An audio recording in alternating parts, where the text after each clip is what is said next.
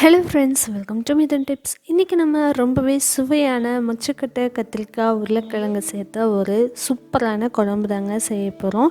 இந்த குழம்பு பார்த்திங்கன்னா எங்கள் ஃபேமிலியில் எல்லாத்துக்குமே ரொம்ப ஃபேவரட். நீங்களும் உங்கள் வீட்டில் செஞ்சு பாருங்கள், கண்டிப்பாக உங்களோட ஃபேவரட்டும் கூட. ஏன்னா ரொம்பவே சிம்பிளாக ரொம்ப டேஸ்டியாக இருக்கக்கூடிய ஒரு குழம்பு. இந்த குழம்புக்கு முதல்ல நம்ம பார்த்திங்கன்னா பச்சையாக இருக்க அந்த மொச்சக்காய் பார்த்திங்கன்னா இது ஒரு சீசன், இந்த சீசனில் தான் இது கிடைக்கும். ஸோ முதல்ல அந்த மொச்சக்காயை எல்லாம் தொளித்து அதை வந்து தனியாக ஒரு பாத்திரத்தில் வேக வச்சுக்கலாம். அதுக்கப்புறம் ஒரு மூடி தேங்காய், ஒரு 15 காஞ்ச மிளகாய் எடுத்துக்கலாம். இது பார்த்திங்கன்னா நம்ம வதக்கிட்டு அதுக்கப்புறமா அரைக்கிறதுக்காக. இப்போது அந்த மொச்சக்காய் வந்து வேகிற மீன் டைமில் இதை நம்ம ரெடி பண்ணிடலாம். இது பார்த்திங்கன்னா 1 ஸ்பூன் சீரகம், 4 ஸ்பூன் அளவுக்கு மல்லித்தூள் எடுத்துக்கலாம். இது பார்த்திங்கன்னா தாளிப்புக்காக சும்மா ஒரு 7-8 வெங்காயம். இது பார்த்திங்கன்னா ஒரு 2 கை அளவுக்கு நம்ம வதக்கி அரைக்கிறதுக்கான வெங்காயம், அது கூட 4 பல் பூண்டு. இது வந்து புளி கரைசலுக்காக ஒரு லெமன் சைஸ் அளவுக்கு புளி எடுத்துக்கலாம். அதை வந்துட்டு கொஞ்சமாக தண்ணி விட்டு ஒரு 1/2 டம்ளர் அளவுக்கு தண்ணி விட்டு முதல்ல ஊற வச்சுக்கலாம்.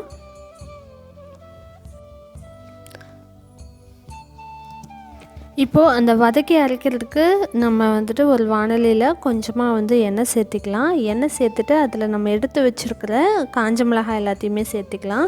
கொஞ்சம் சுருக்குன்னு காரம் இருந்தால் தான் இந்த குழம்புக்கு ரொம்பவே டேஸ்டியாக இருக்கும். அதனால் நாங்கள் ஒரு 10-15 மிளகாய் அந்த மாதிரி வந்து எடுத்துருக்கோம்.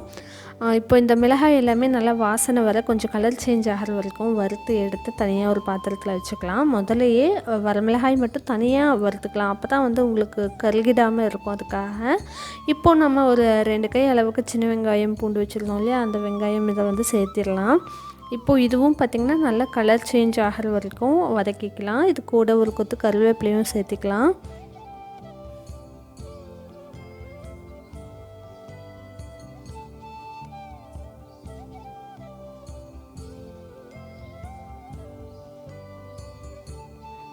இப்போது இந்தளவுக்கு நல்லா வெங்காயம் வதங்கி வந்ததும் இது கூட நம்ம மற்ற இன்க்ரீடியன்ஸையும் வந்து சேர்த்திடலாம். எடுத்து வச்சுருந்தோம் இல்லையா, 1 ஸ்பூன் சீரகம், 1 ஸ்பூன் நிறைய அந்த மாதிரி எடுத்துக்கோங்க. அந்த சீரகமும் நல்லா பச்சை வாசனை போகணும். நல்லா வெங்காயத்து கூட வதக்கி விட்டுக்கலாம். இன்க்ரீடியன்ஸோட அளவும் எல்லாமே பார்த்திங்கன்னா ரொம்ப கம்மி தான், ஆனால் அந்த குழம்பு அவ்வளோ டேஸ்டியாக இருக்கும். இப்போ பார்த்திங்கன்னா நம்ம ஒரு மூடி தேங்காய் வந்து துருவி வச்சுருக்கோம் இல்லையா, அதையும் சேர்த்து நல்லா வதக்கி விட்டுக்கலாம். கொஞ்சம் இது லைட் கலர் சேஞ்ச் ஆனதுமே வந்து நம்ம மல்லித்தூள் வந்து எடுத்து வச்சுருக்கோம் இல்லையா, அதையும் வந்துட்டு இதில் சேர்த்திட்டு அதுவும் பார்த்திங்கன்னா ஒரு 2 மினிட்ஸ் மட்டும் வதங்கினா போதும். ரொம்ப நேரம் வந்து இதை ரொம்ப வறுத்துட்டே இருக்கணும் அப்படிங்கிற அவசியம் இல்லை. மல்லித்தூள் அப்படிங்கிறதுனால ரொம்ப டைம் எடுத்துக்காது, டக்குன்னு வறுத்துடலாம். தேங்காய், வெங்காயம், சீரகம், பூண்டு, மல்லித்தூள் இதெல்லாமே நல்லா மிக்ஸ் ஆனது ஒரு நல்ல ஒரு மணம் வீசும். அதோடு நம்ம வந்து அடுப்பை ஆஃப் பண்ணிவிட்டு இதை தனியாக எடுத்து ஆற வச்சிடலாம். ஆற வச்சு மிக்ஸி ஜாரில் தண்ணி விட்டு அரைச்சி எடுத்துக்கலாம். அரைக்கும்போது ஃபஸ்ட்டு இந்த மிளகாயை போட்டு ஒரு சுற்று விட்டுட்டு அதுக்கப்புறமா நம்ம வெங்காயம், சீரகம், தேங்காய், மல்லித்தூள் இதெல்லாம் சேர்த்திருக்கோம் இல்லையா, இதையும் வந்துட்டு நல்லா அரைச்சி எடுத்துக்கலாம். இது கூட பார்த்திங்கன்னா ஒரு சின்ன டீஸ்பூனில் ஃபுல்லாக வந்துட்டு நம்ம மஞ்சத்தூள் எடுத்துக்கலாம்.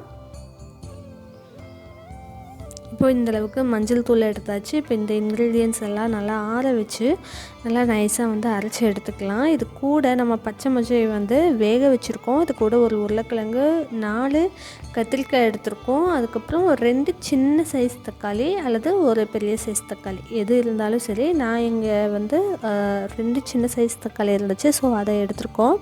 அதை நல்லா பொடியாக கட் பண்ணிக்கோங்க. அதை வந்து நம்ம பச்சையாக அப்படியே தான் சேர்த்திக்க போகிறோம். இப்போ இந்த பச்சை மொச்சக்காய் பார்த்திங்கன்னா நல்லா வெந்துருச்சு. அதுக்கப்புறமா அந்த தண்ணி வேக வச்சோம் இல்லையா, அதை வந்து தனியாக எடுத்துருங்க. அந்த தண்ணியை நம்ம குழம்புக்கு யூஸ் பண்ண வேண்டாம், அதை வடித்து எடுத்துடலாம். இப்போ இந்த மொச்சக்காய் கூட கட் பண்ணி வச்சுருந்த தக்காளி சேர்த்துட்டு அரைச்சி வச்சுருந்தோம் இல்லையா, வதக்கிட்டு அரைச்சி வச்சுருந்தோம் இல்லையா, அந்த விழுது அதையும் சேர்த்திக்கலாம். அதை சேர்த்துட்டு தேவையான அளவுக்கு தண்ணி சேர்த்திக்கலாம். கிட்டத்தட்ட பார்த்திங்கன்னா ஒரு 1.5 சொம்பு அளவுக்கு தண்ணி, அதாவது ஒரு 5 கிளாஸ் அந்தளவுக்கு வந்து தண்ணி நம்மளுக்கு தேவைப்படும். ஏன்னா நம்ம கத்திரிக்காய், உருளைக்கிழங்கு இதெல்லாம் வந்து வேகலை, குழம்புல தான் வந்து போட்டு நல்லா அந்த மிளகோட, அதாவது நம்ம அரைச்ச விழுது இருக்கு இல்லையா, அதோட பச்சை வாசனையும் போகணும், அதோட இந்த கத்திரிக்காய் உருளைக்கிழங்கும் வேகணும். அதுக்கு தகுந்த மாதிரி நம்ம தண்ணி சேர்த்துக்கலாம். இது கூட நம்ம ஏற்கனவே வந்துட்டு புளி ஊற வச்சுருந்தோம் இல்லையா, அதையும் நல்லா கரைச்சிட்டு அந்த புளி கரைசல் தண்ணியும் சேர்த்திக்கலாம். அது பார்த்திங்கன்னா ஒரு 1/2 டம்ளர் தண்ணி அந்தளவுக்கு தான் இருக்கும். ஸோ அந்த தண்ணியும் இது கூட வந்துட்டு ஆட் பண்ணிடலாம்.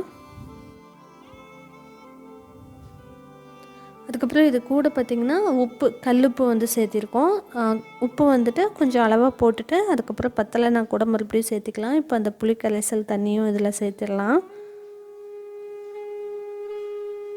இந்த குழம்பு பார்த்திங்கன்னா சாதத்துக்கு மட்டும் கிடையாது, இட்லி தோசை எல்லாத்துக்குமே ரொம்பவே டேஸ்டியாக இருக்கும். இது பார்த்திங்கன்னா ஒரு 2-3 நாள் ஆனாலும் நம்ம சூடுபடுத்தி வச்சிட்டோம் அப்படின்னா டேஸ்ட் ரொம்பவே இருக்க அதிகம் ஆகும். அதே சமயம் பார்த்திங்கன்னா உங்களுக்கு எல்லா இட்லி தோசை சாதம் எல்லாத்துக்குமே நம்ம சாப்பிட்றதுனால கொஞ்சம் அளவும் அதிகமாக தான் வைக்கிறோம். அப்படிங்கிறதுனால இது வந்து சுண்ட சுண்ட நல்லாயிருக்கும். இப்போது இதை வந்துட்டு அடுப்பில் வச்சாச்சு. இது நல்லா வந்துட்டு ஒரு கொதி வரட்டும். இது கூட பார்த்திங்கன்னா நம்ம கொஞ்சமாக மல்லித்தலை வந்துட்டு சேர்த்திக்கலாம். இப்போ இந்தளவுக்கு நல்லா கொதிச்சு வந்துட்டுருக்கு.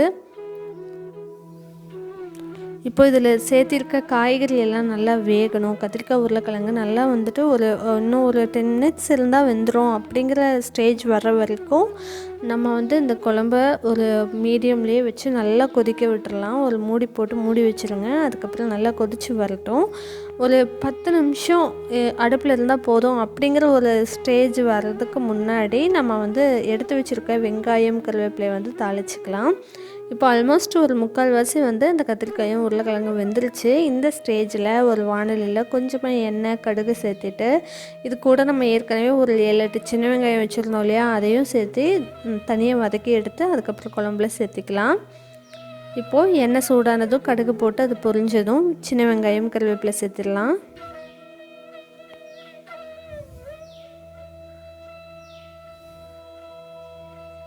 இந்த வெங்காயம் கொஞ்சம் லைட்டாக கலர் சேஞ்ச் ஆனதும் நம்ம இறக்கி வச்சுருக்க குழம்புல சேர்த்திடலாம்.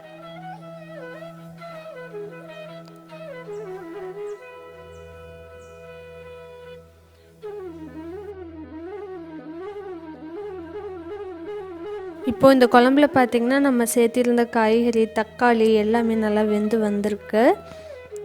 இப்போ இந்த வெங்காயம் நல்லா வதங்கிருச்சு. இதில் இந்த குழம்புல சேர்த்திட்டு மறுபடியும் இந்த குழம்ப வந்து ஒரு 10 மினிட்ஸ் வைக்க போகிறோம். வைக்கும்போது உங்களுக்கு இந்த நம்ம சேர்த்திருக்க வெங்காயமும் சரி அந்த காய்கறி கூட எல்லாம் நல்லா மிக்ஸ் ஆகி நல்லா சாஃப்ட் ஆயிரும். ஸோ இந்த ஸ்டேஜ் வர்ற வரைக்கும் ஒரு 10 மினிட்ஸ் மட்டும் மறுபடியும் அடுப்பில் வச்சு கொதிக்க வைங்க. அவ்வளோதான், ஒரு 10 மினிட்ஸ் மட்டும் சிம்மில் வச்சுருங்க. ஏன்னா நம்மளுக்கு குழம்பு வந்து ஆல்மோஸ்ட் ரெடி ஆயிடுச்சு. அதனால் ரொம்ப ஹை ஃப்ளேம்லலாம் வச்சோம் அப்படின்னா ரொம்ப சுண்டிருச்சு. அப்படிங்கும்போது உங்களுக்கு குழம்பு ரொம்ப திக்காயிரும். அப்படி இருந்தால் நல்லா இருக்காது. இது தண்ணி மாதிரியும் இருக்கணும். அந்த புளிப்பு உரப்பு எல்லாத்துக்குமே பார்த்திங்கன்னா இந்த கத்திரிக்காய் உருளைக்கிழங்கு அந்த பச்சை மொச்சக்காயோட டேஸ்ட்டே பார்த்திங்கன்னா அவ்வளோ நல்லாயிருக்கும்.